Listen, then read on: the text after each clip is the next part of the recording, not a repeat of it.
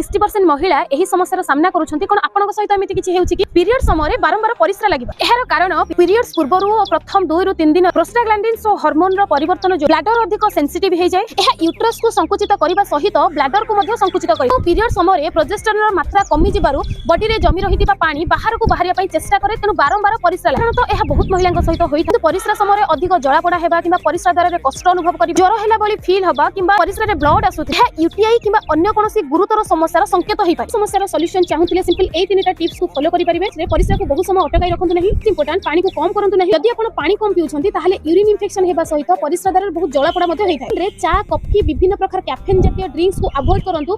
एहा ब्लैडर को अधिक इरिटेशन हेबारु कमेबारे हेल्प करे। कार्ड रे कदली बादाम एमिति किछि फ्रूट्स आपनको खाद्य रे ऐड करंतु जहा मसल को रिलैक्स करिबारे हेल्प करे। यदि एमिति लक्षण 2-3 दिन अधिक दिन धरि देखा देउछि ताहाले तुरंत डॉक्टर सहित परामर्श करंतु। आपनकर एमिति किछि समस्या हुए कि कमेंट रे मते निश्चय जणांतु। ए वीडियो को अन्य मानक सहित शेयर करंतु। एमिति छोट छोट टिप्स पई मते फॉलो